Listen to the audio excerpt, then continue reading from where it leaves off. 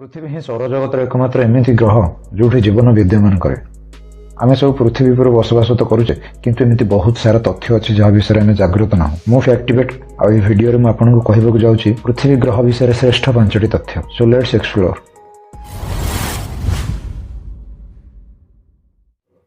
Number 1 age of the earth. कौन आप जानती कि पृथ्वीर बयस 4.54 बिलियन इयर्स माने 454 कोटी वर्ष। एवं आपण मन प्रश्न आसो कि साइंटिस्ट मैंने पृथ्वीर बयस केमती कैलकुलेट कले। दर्शक बंधु आपन इनफॉरमेशन पर कहीदे कि रेडियोमेट्रिक डेटिंग टेक्निक माध्यम रे साइंटिस्ट मैंने कैलकुलेट कर टेक्निक माध्यम वैज्ञानिक मैंने जेकोसी एक पत्थर कि कौन एक पदार्थर बयस को कैलकुलेट करते। एवं आप बुझी जाइए कि आम पाई सब पुरातन पत्थर हूँ 4.54 बिलियन वर्ष पुराना मैंने पृथ्वीर फॉर्मेशन समय। तेज एम जानवा पाचे आम पृथ्वीर बयस 4.54 बिलियन वर्ष पुराना मैंने 454 कोटी वर्ष अटे। Number 2 temperature of the earth. जदियो पृथ्वीर हाराहारी फ्रिक्वेन्सी तापमात्रा 16 डिग्री सेल्सियस किंतु पृथ्वी एपरी अनेक स्थान अच्छी जो तापमात्रा साधारण तुलन में बहुत डिफर करुच्ची। 10 जुलाई 1913 डेथ वैली नामक एक यूनाइटेड स्टेट रे आज जाए सर्वाधिक तापमात्रा रिकॉर्ड करा जहाँ 56.7 डिग्री सेल्सियस अटे। जदि आम लोएस्ट टेम्परेचर माने सर्वनिम्न तापमात्रा विषय कहवा तेज यहाँ -89.2 डिग्री सेल्सियस अटे जोटा कि जुलाई 21 1983 को भोस्टक स्टेशन रूसिया रिकॉर्ड करा।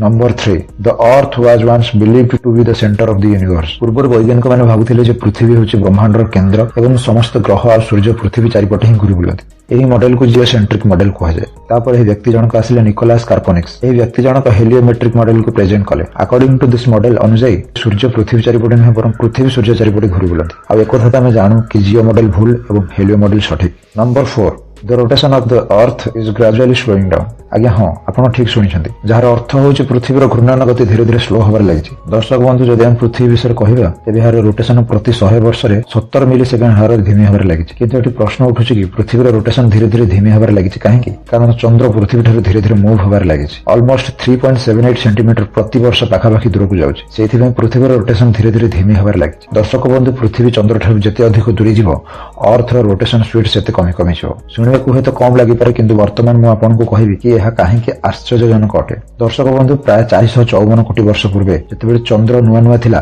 सेते चंद्र पृथ्वीर सामने बहुत पाखापाखि थिला एवं एही समय प्रत्येक दिन ड्यूरेशन प्राय 6 घंटा 7 घंटा थिला। किंतु आज प्राय 400 कोटी वर्ष पर चंद्र पृथ्वी ठार धीरे धीरे मूव होबार लगिला जहाँ फल पृथ्वीर गति धीरे धीरे धीमी होबाक लगिला एवं से आज प्रति गोटे दिन ड्यूरेशन 24 घंटा। जदि आम फ्यूचर विषय कहबा तेज भविष्य में पृथ्वी आहरी धीमी हो। जदि आम आनुमानिक 14 कोटी वर्ष पर देखा पृथ्वीर प्रति गोटे दिन अवधि 24 घंटा 25 घंटा मध्य बदल जाओ। Number 5 revolution speed of the earth.